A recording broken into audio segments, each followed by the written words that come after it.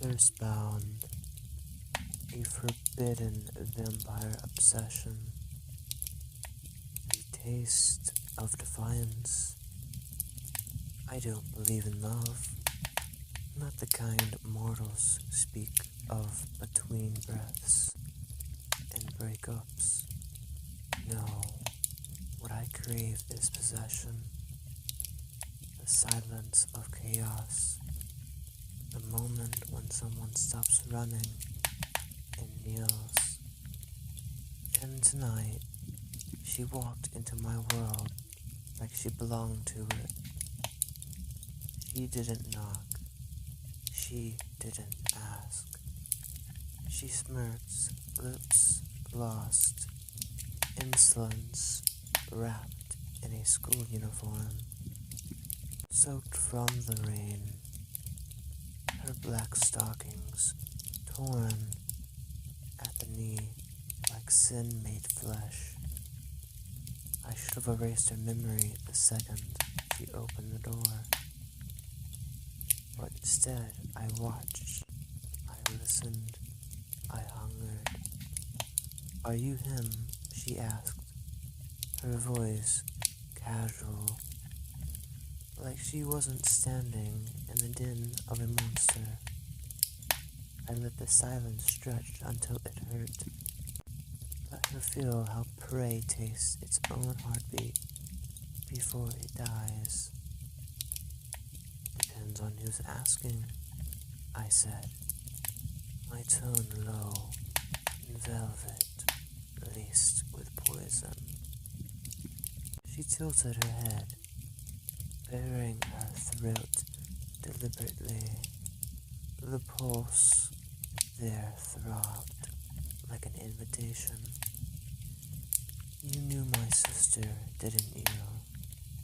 she whispered. "Ah, there it is. The reason she shouldn't be here. The taboo wrapped in bloodlines, in sacred rules. Your sister begged for mercy with her last breath. Are you here to do the same?" She smiled. "The brat, the fool. No," she said.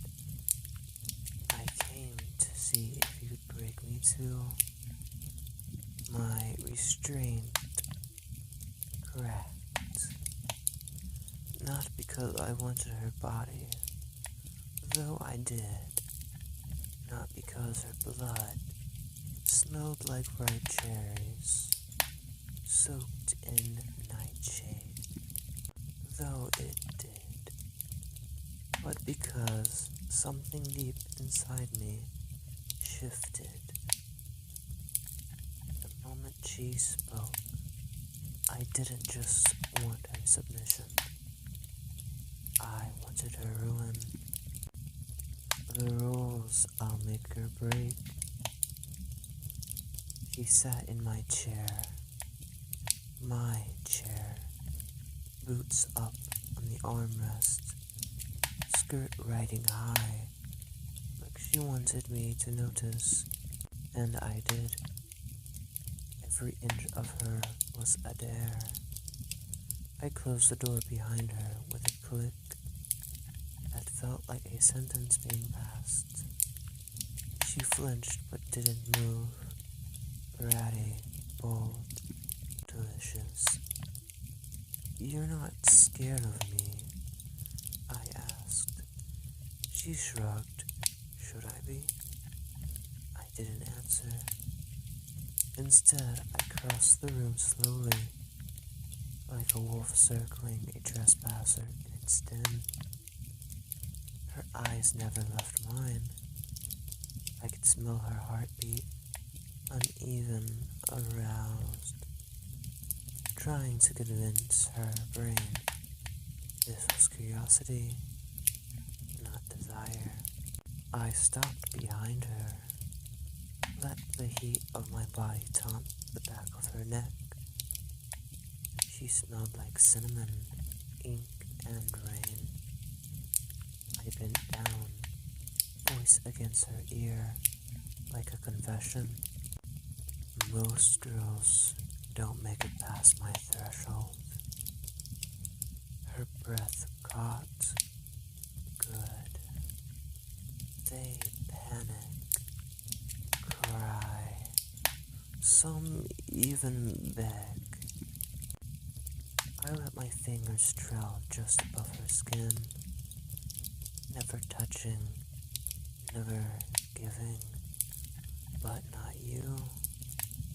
She turned her head, lips close enough to taste. Maybe I want to know what all the screaming's about. I grinned. Finally, a girl worth breaking. There are rules, I said, circling again. You don't speak unless I say. You don't run unless I tell you to. You don't come unless I allow it. Her lips parted, just slightly. A quiet rebellion burned in her eyes. And if I obey, she whispered. I stopped in front of her, looked down. Then I'll show you exactly what kind of monster I am. And God's help me, she smiled. The first lesson. I didn't touch her, not yet. That would be too merciful. First, I needed to watch her squirm. Get up, I said, voice laced with iron.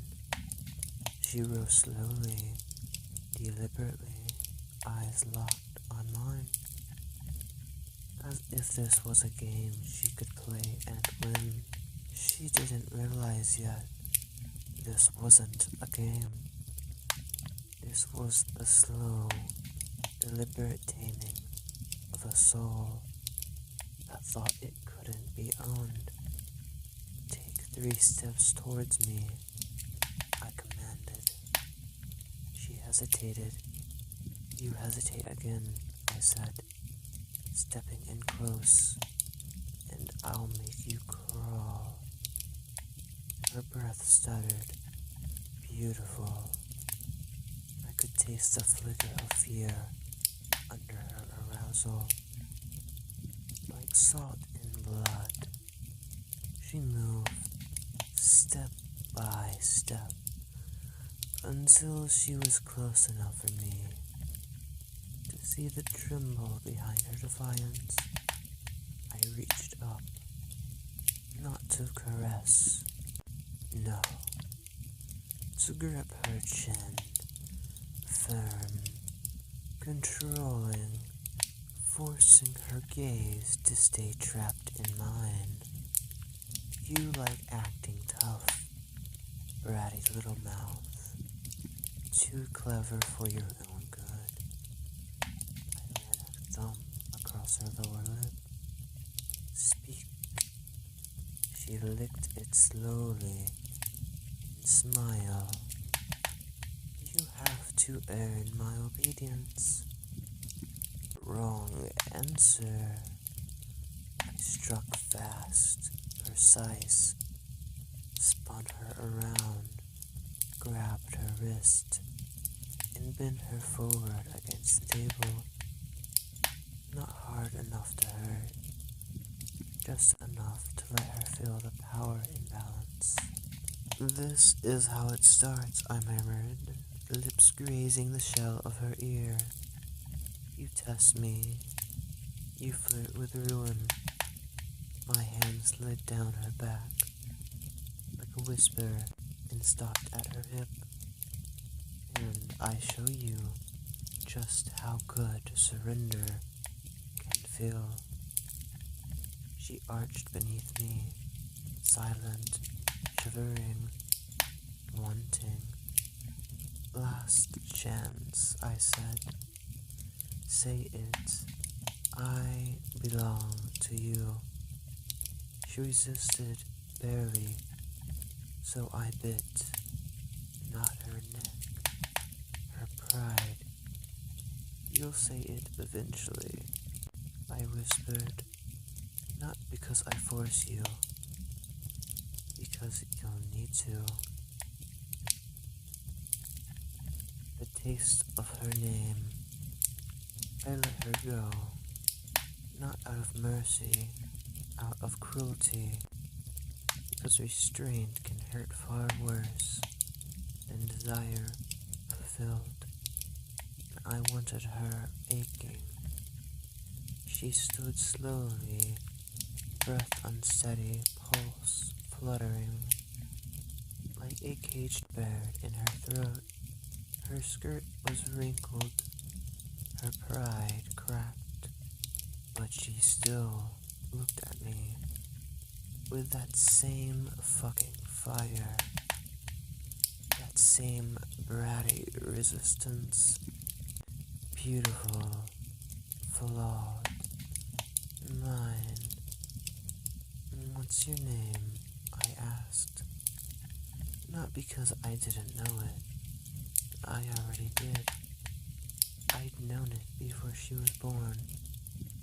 I'd heard it whisper by her sister the night I ended her. She didn't answer, so I moved fast. One hand tangled her hair, the other wrapped around her throat. Not tight, just firm, a reminder. Speak, I growled, breath hot against her ear. She shivered. Rilla, she whispered. I rolled the sound across my tongue like H in sin. Rilla. Soft vowels made to be moaned, hard consonants meant to be bitten through. A name that sounded like it already belonged to me. Lilla, I repeated slowly, deliberately, like an incantation. That's the last time you'll say it with power. She frowned, confused. Perfect. From now on, I said, dragging her even closer. You'll only speak your name when I demand it, and when I do, you'll say it like a confession. She opened her mouth, some smart reply forming, but I pressed a finger to her lips. No. No more speaking unless I say. She clenched her jaw. Her body betrayed her. Her thighs pressed together. Her breath caught. I leaned in. You feel it, don't you? I whispered. That pull, that ache, that urge to give in and belong to something darker than you'd ever known. I traced my fangs across her neck. Not biting, not yet. You think I want your blood? I asked, lips brushing her pulse. No, Lila. I want your surrender. And that takes time. And then I let her go. Turned my back on her. Leave, I said. She didn't move. I said, leave. She did, but slowly, glancing back, breathing like she was trying to calm a storm inside her, and failing. Good. Let her fight it, because soon her knees would hit my floor like they were made for it, and when I finally tasted her blood, I'd never let her go. The first feed. She returned the next night. I didn't summon her. She came on her own, hair damp from the rain, breath caught in the hollow of her throat, and eyes already bleeding, though her lips hadn't learned how to. I didn't speak. I let the silence tighten around us like a noose. Let her feel the weight of it. Let her tremble beneath it. She stepped inside, slower this time, no games. The brat was still there, but muted, curious, afraid, addicted. I walked towards her, slow, inevitable, like the dusk itself had decided to take human form. Did you come to be fed on? I asked. She swallowed. Yes. No, I closed the distance in a flash, grabbing her jaw. You came to be claimed. She gasped. I didn't kiss her. That would be too kind. I held her still and let her feel my breath against her neck, my voice vibrating against her bones. Your sister screamed when I bit her. Will you? Her eyes darkened, defiant, flared with tears. I'm not her, she whispered. I smile. No, you're worse, because you want to. She nodded. I tilted her chin, exposing the curve of her throat. Hell, perfect, pulsing, and I sank in. Fangs broke skin. Heat spilled onto my tongue like sacrament. Her moan was soft at first, half paint, half rapture. Then her knees buckled, and I caught her, arm locked around her waist, drinking not just her blood, but her fear, her need, her hidden ache to be owned. I didn't drink deep, just enough to taste the part of her that no one else had reached, just enough to leave her weak and marked. When I pulled back, blood on my lips, her eyes were glossy, her lips parted. Say it, I commanded. I belong to you, she whispered, breathless. I dragged my thumb across her mouth, painting it with her blood. Good girl. She collapsed against me, and I held her, not because she needed it, but because in that moment, I needed it too. The claiming ritual. She thought the bite was the end of it. Sweet thing. Blood was only the beginning. The real tethering. The ritual of claim. The binding of soul to soul. That required consent far deeper than words. It needed surrender. She lay curled on the chase, legs trembling, blood drying on her neck, like a vow half spoken. Her pupils were still blown wide, drunk on me, open, perfect.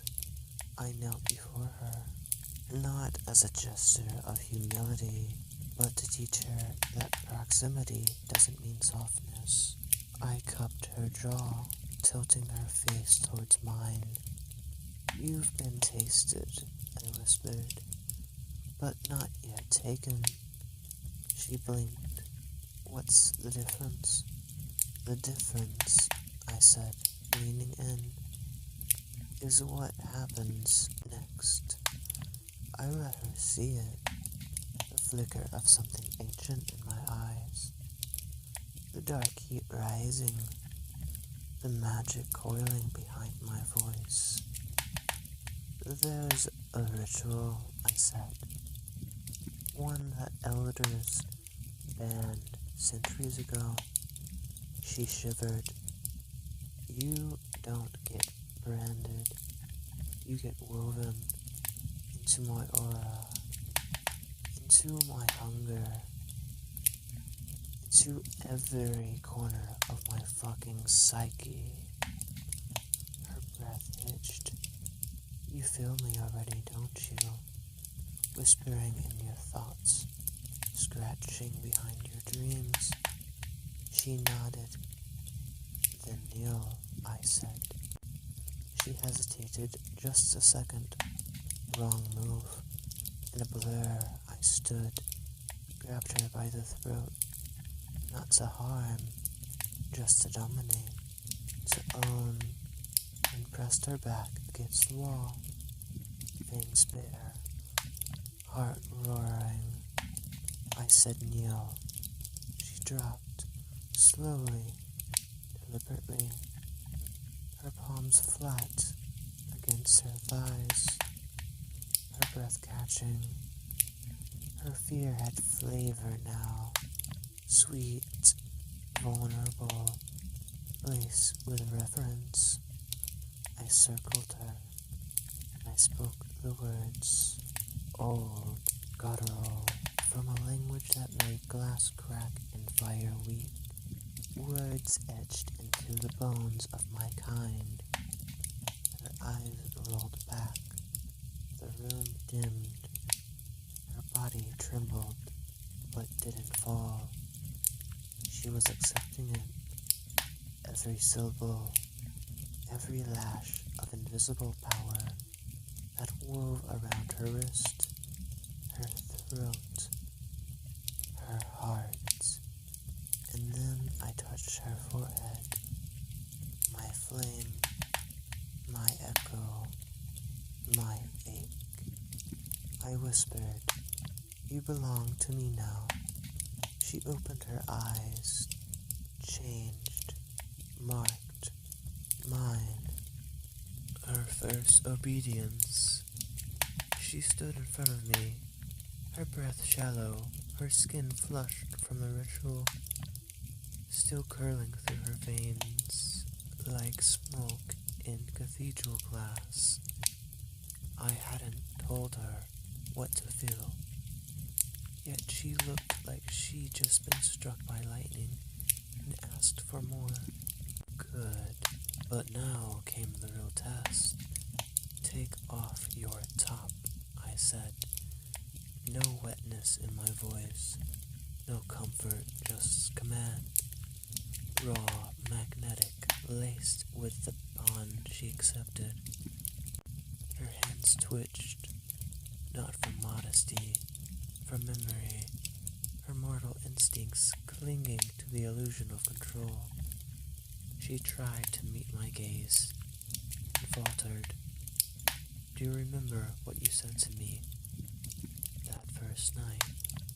I asked, approaching her like a predator about to circle a trembling offering. She nodded. Say it, I demanded. Her voice came out small, cracked, but she obeyed. I said, maybe I want to know what all the screaming's about. I smiled. And now? She swallowed. Now I want to understand it. Her fingers moved slow at first, trembling as she peeled back the fabric over her shoulders. I watched not like a man, but like a collector, admiring the breaking of something rare. You're beautiful when you obey, I said, circling her, fingertips grazing the curves of her spine, the back of her neck. She shivered under the weight of being seen. Now say your name, I commanded again. Lila, whispered. I grabbed her hair and pulled her head back, baring her throat. Wrong, I growled. She gasped. Say the name I gave you. She blinked, dazed. Yours. Mine. She hesitated, breath catching. Then, pet. My chest ached with something between possession and madness. Good girl. I didn't fuck her. No.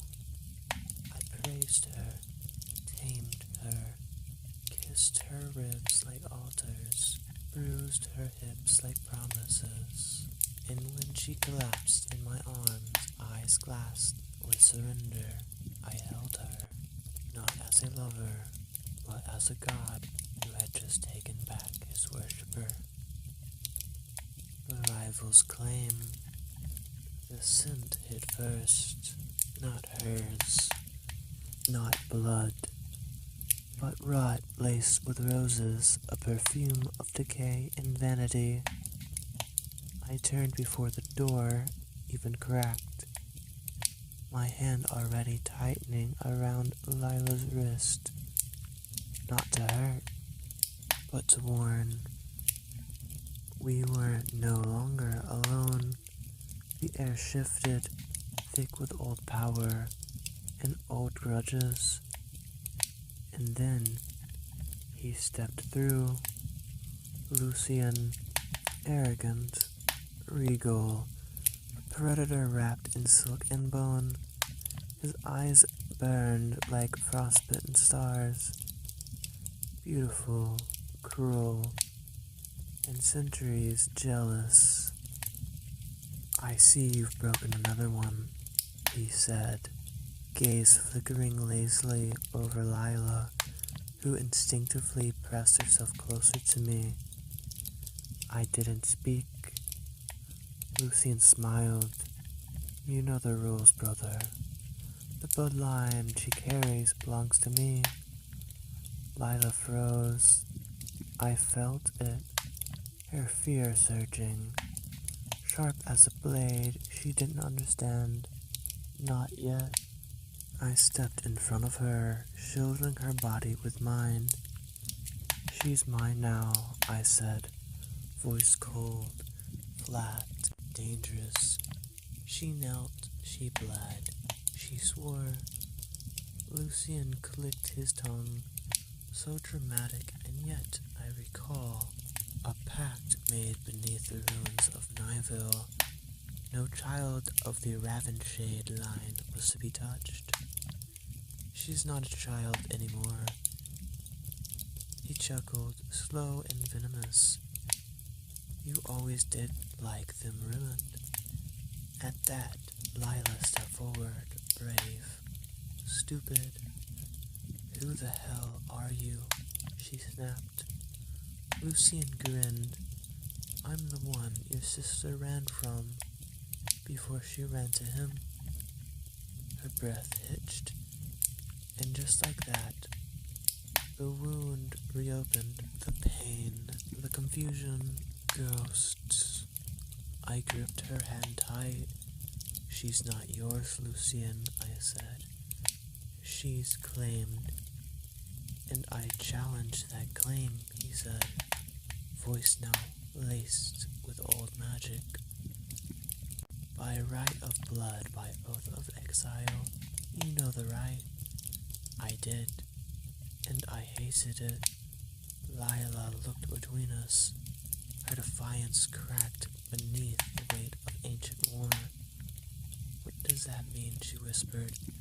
It means, I said, jaw clenched, that to keep you, I have to fight for you.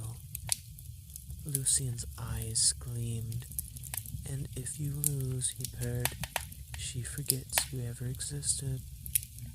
The blood duel of the claimed. The duel began in silence. No roaring crowd, no sacred priests, just the ancient ruins scored into the floor of my sanctum, pulsing like open wounds. Lucian stood opposite of me, black coat blowing like smoke, eyes aligned with hunger. Not for victory, but for her. Lila watched from the edge of the ritual ring, bare knees pressed into the cold stone, bound by tradition and magic to remain still. One wrong move, one foot across the line, and she'd forfeit her soul to the victor. She didn't understand the rules, but her blood did. It called to mine. I could feel her pulse sinking with my own, trembling, tethered mine.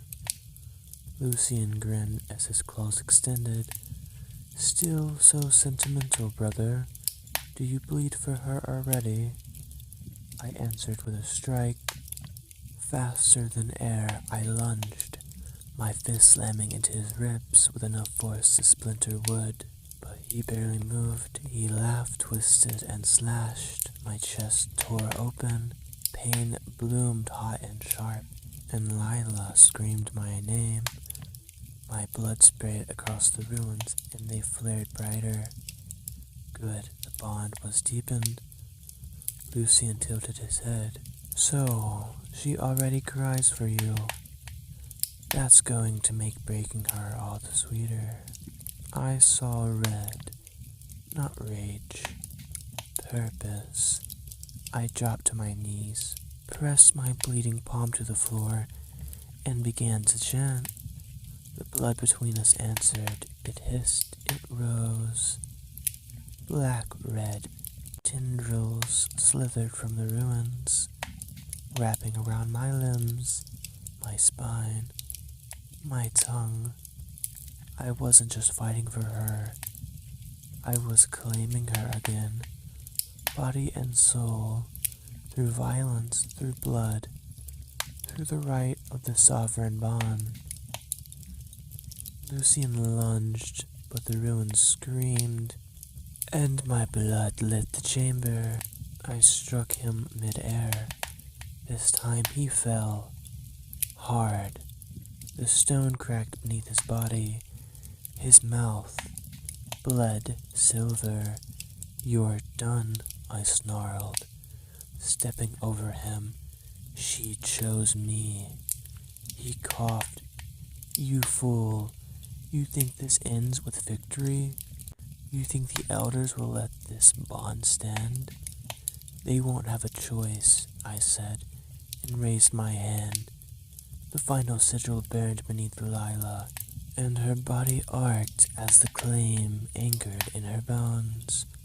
She gasped, eyes wide, and whispered, yours.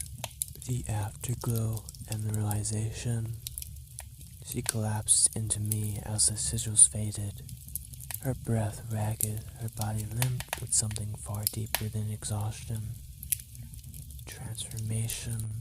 Her blood was humming, vibrating with mine. No longer separate, no longer free, and yet I held her like she was the last delicate thing left in this damned world. Is it over? She whispered, eyes half-lidded, lips red and swollen from the ritual's energy. I didn't answer, because it wasn't. She didn't know yet that what just happened wasn't freedom. It was the death of it. I carried her to the throne, my throne, and sat, placed her in my lap like a conquered offering. Her legs curled to the side, her chest rising slowly against mine. Her hands roamed up her thighs, not to arouse, but to remind her she was still trembling. Good. I dipped my hand low and whispered against her temple, voice thick with reverence and warning. You'll feel it soon. Feel what? The absence of everyone else. She blinked, confused. You won't want their touch anymore. Their words will feel like instincts crawling on your skin. Your body is rewired now, Lila. Your soul only responds to me. She swallowed, lips parting like a prayer. Barely understood. I can't go back, she whispered. I smiled. No, pet. You won't go back. Not because you can't, but because you'll never want to. I traced her collarbone with a single claw, then rested my hand on her chest, over her heart. It beats for me now. The ache you feel, the empty pool under your skin, that's your body learning the difference between wanting someone and belonging to them. She closed her eyes and leaned into me. Use me, she whispered, barely audible. Please, I need to know what I've become. Because now she understood the ritual hadn't turned her into a slave. It unlocked her, and I was going to show her everything that meant. The first obedience fully claimed. I didn't move at first. I wanted her to feel the weight of what she just offered. The stillness between us burned, hotter than any torch. Our breath caught, our thighs pressed tight together in my lap, and the delicate plea hung between us like incense in a temple. Please use me. I exhaled slowly. You're ready? I asked, voice low, dragging like smoke over velvet. She nodded. Yes, master. Ah, she said it. The word that wasn't taught, only earned. Then stand, I commanded. She did, bare feet pressing against the cold stone, trembling with anticipation. Strip, no hesitation this time, no flinching, just the slow, sinful reveal of obedience. Her shirt first, then her bra, and when her skirt dropped, I stepped forward, fingers trailing her hip, marking her with nothing but proximity. You're going to stay silent now, I said, circling her, until I say otherwise. Nod if you understand. She nodded. I stopped behind her, placed my hand against her lower back, urging her gently forward until her palms pressed against the arm of my throne. Bent, offered, vulnerable, in the way that only true trust creates. I traced her spine with one claw, slow and deliberate, until she shuddered beneath my touch. My free hand gripped her throat, not to choke, just to hold, to remind. You're not a slut, I whispered. You're not a toy. You're mine, and mine alone.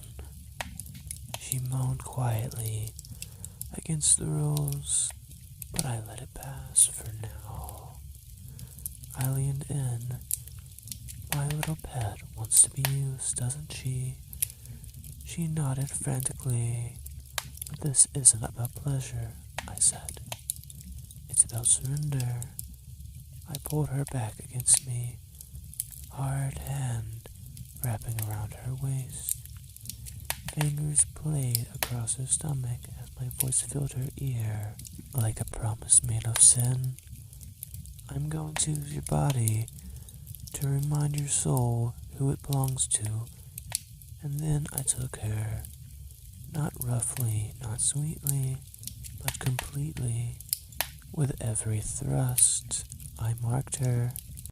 With every growled word, I rewrote the language of her desire. She didn't speak, she didn't dare. And when she finally came slightly, beautifully, with tears on her cheeks, and her back arched like it was being offered to the gods, I kissed her shoulder, and whispered, "Now you understand. You weren't broken. You were waiting to be rebuilt. The Elder's summons." The parchment arrived sealed in ash and blood. It didn't need to be opened, the weight of it alone, thick with ancient magic, was enough to blister my skin the moment I touched it.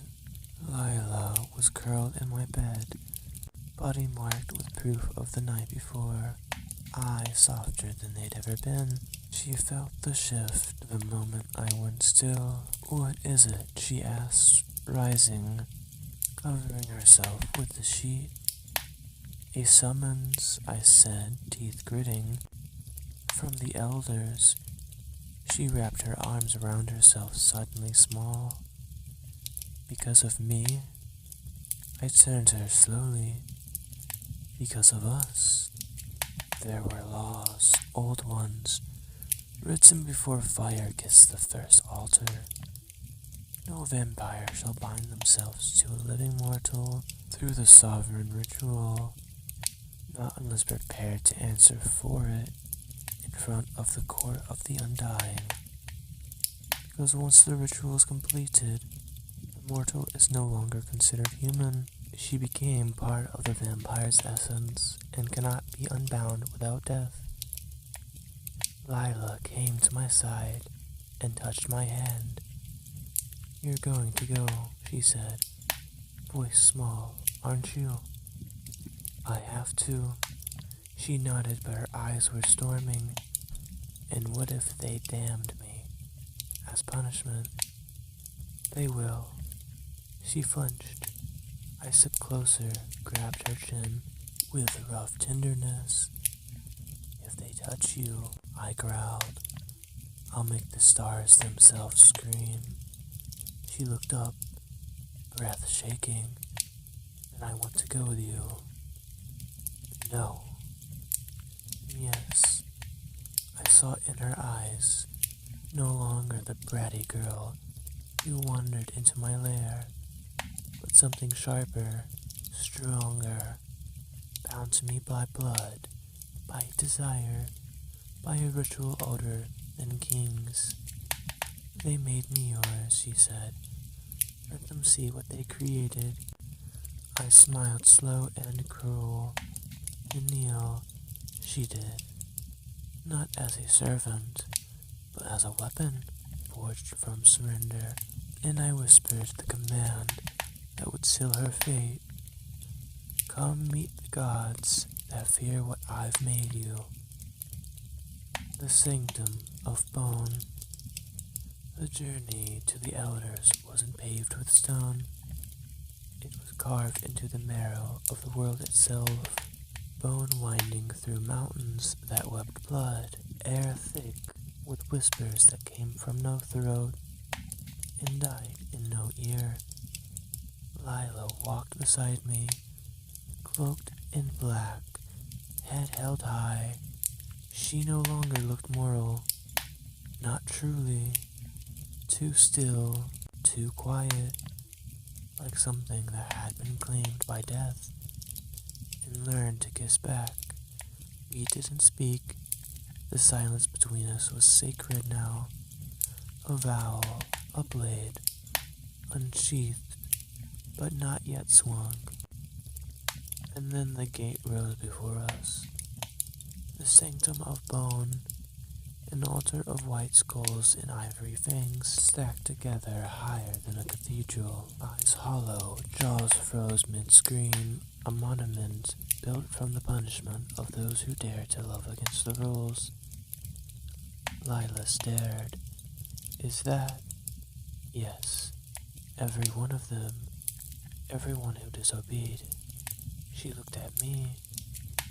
"You brought me here anyway." I turned to her, cupping her jaw. I would rather see my skull on the altar than live without you. Her breath caught, and then the gates opened. The air inside was colder than the grave. Not the chill of death, but the weight of eternity. Time didn't move here. It watched. We entered the cathedral of the damned, and at its center stood the 13 elders, cloaked in rotting robes, faces hidden behind gold masks, each one a remnant of an age where love was treason, and power was measured in obedience, not connection. You were summoned. One responded. I came, I answered. You performed the sovereign ritual, another said. You made her yours. I did. They turned to Lila. You were mortal, your soul unbound. You had the right to refuse. Lila stepped forward. I didn't. You belong to him. They hissed. I belong with him. Would you die for him? No, she said. I already did. The silence split the room like thunder, and then one elder stepped down. The bond must be tested, he said. You will both be given trials separately. If either breaks, the bond dies. Lila reached for me. I grabbed her hand and kissed it slow and reverent. If they try to break you, I whispered, don't let them. She smiled. If they try to break you, burn them. Lila's trial. They took her from me, tore her from my grip with magic so old it hummed in the bones and tasted like rust on the tongue. I felt the bond scream between us, then vanished. They severed the link, not permanently, just enough to isolate her, just enough to make her question if I was ever real at all. They wanted to break her, and so they built her a dream. She awoke in a sunlit room, white sheets, soft air, a breeze that smelled like lilacs, and clean skin. Her body didn't ache, her pulse was calm. No scars, no collar, no marks of ritual, no me. A man stood at the edge of the bed, warm eyes, human, smiling like salvation. Good morning, he said. You passed out. I brought you here to rest. Where's? Her voice cracked. Where is he? Who? He asked, tilting his head. There's no one else here, just me. No, she said, rising. That's not right. He was... You were dreaming, he said gently. He never existed. She tried to stand, but her legs felt wrong, too light. Her blood no longer hummed, her skin no longer remembered pain. It was like the fire had been wiped away. She felt empty. The man knelt before her, cupping her hands. You don't need to suffer anymore, he whispered. No more submission, no more darkness. You're free now. In God's, for a moment she almost believed him. He was kind, safe, the kind of man who'd never mark her, never own her, never make her kneel. But she looked at his hands, and they didn't tremble the way they did when he touched her. They didn't ache. She stared at the sunlight, and it felt wrong, too bright, too clean.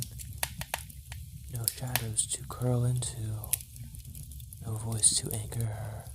She closed her eyes, and she remembered his voice, his hunger, his control. How he didn't just want her body, he wanted her surrender. And how she gave it. She stood. No, she whispered. The illusion flickered. No, she said louder. I belong to him.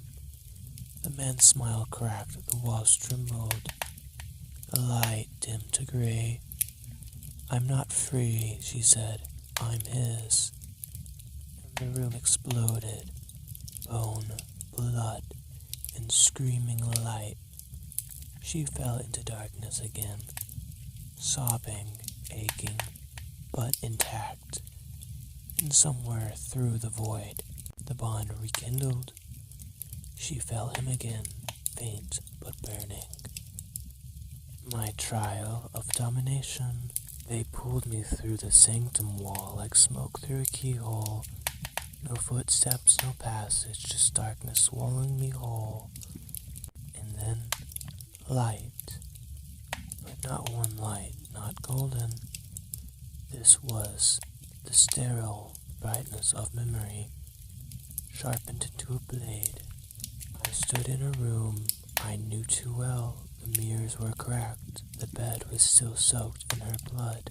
Not Lila's, another, the first. She looked up from where she lay, lips trembling, eyes wide with betrayal. Why didn't you save me? Her voice echoed like a curse I'd never unlearn. The room folded, cracked, and I saw her throw open again. Not by my hand, but because I was too late, because I hesitated, because I still believed in mercy back then. You said I belonged to you.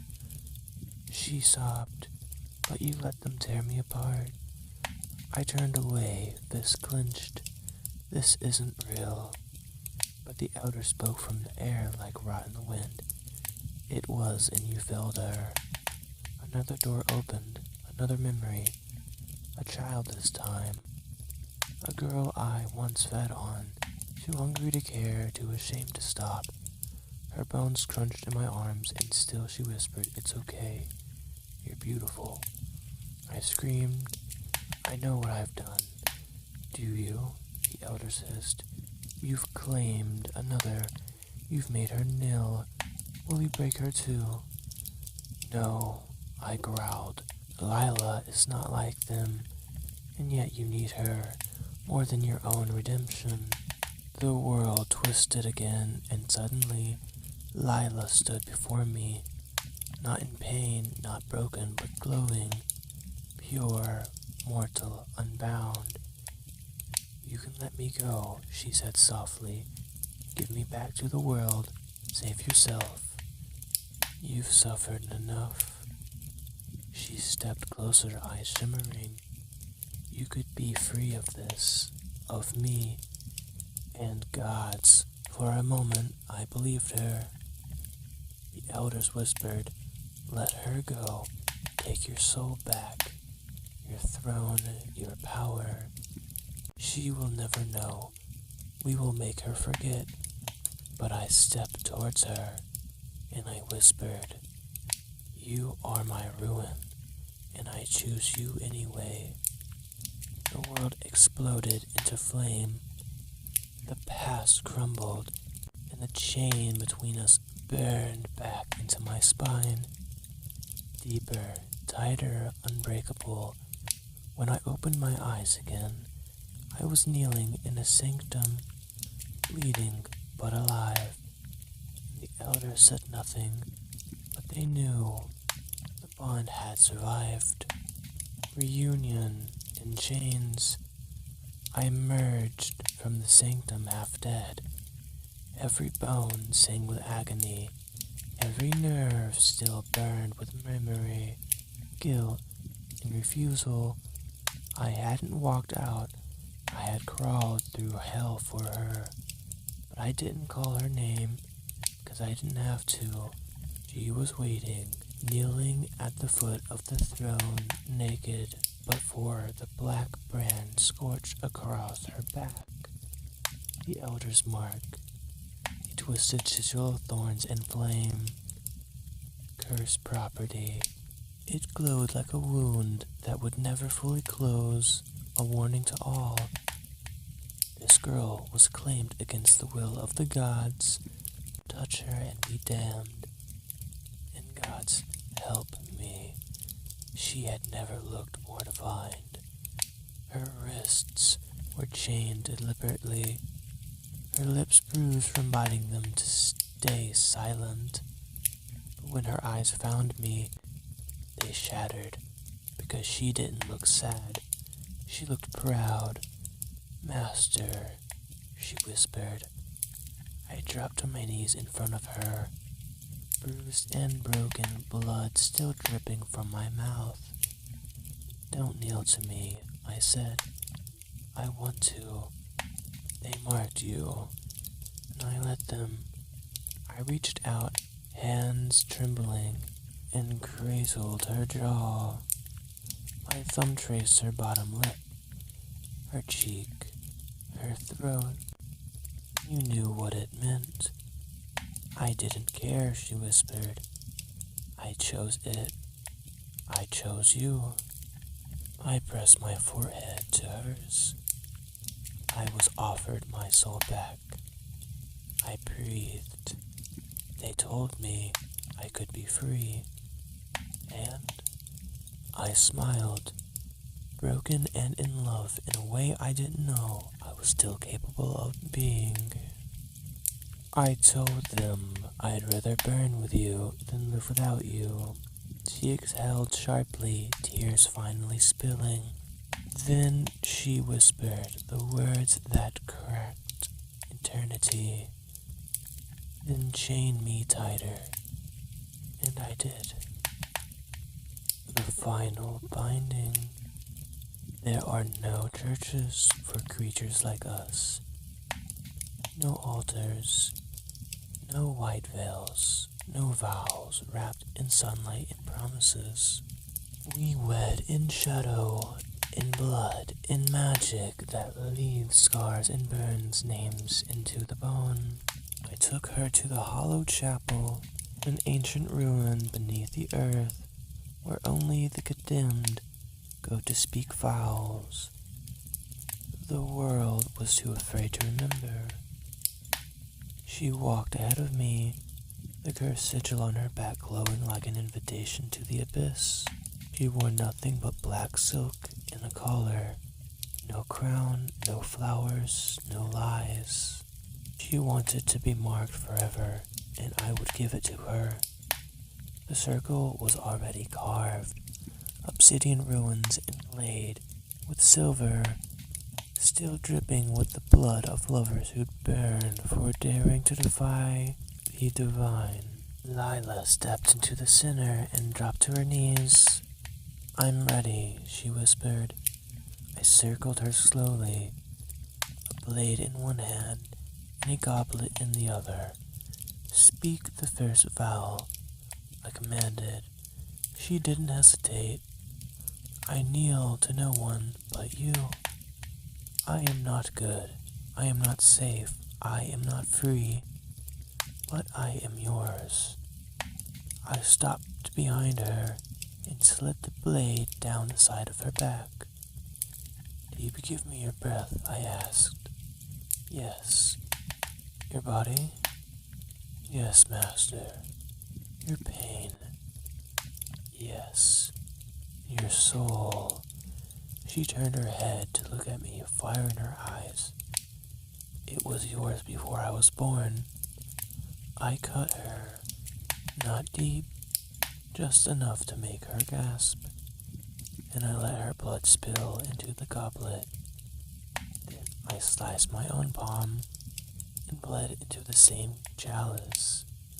When I drank, the world shifted. When she drank, the bond sealed. Her eyes glowed. The ruins around us erupted in black flame. And in that moment, beneath the dead moon, in a temple of ruin and lust, I kissed her, hard, hungry, forever. She was no longer mortal. She was mine, my wife, my pet, my queen of thorns, the thorn of thorns. Centuries passed, wars rose and fell like breath. Empires turned to ash. The gods who once ruled us faded into myth, their names buried in the dirt. We now ruled, but we remained. She at my side, my crowned pet, my blade of silken flame. The cursed sigil on her back became legend, a mark of warning, a badge of belonging. They called her unholy, they called me her captor, but they didn't see what happened behind the doors of our sanctum.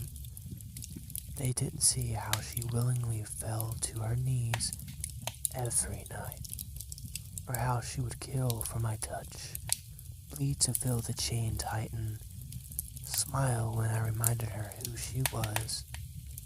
She didn't age, we didn't soften, we evolved. She ruled beside me, not as an equal, but as something greater. My divine possession, my obedient storm, my wife of blood and teeth and loyalty. And when now monsters rose, calling themselves king, they came to our gates, swords drawn, fire in their eyes. She met them first, not with mercy, but with a smile and a whisper. He's mine. You die now. The world belongs to us now, bound by a ritual older than light, crowned in sin, chained in choice. We are what happens when love stops pretending to be gentle. We are devotion, we are destruction, and we are forever.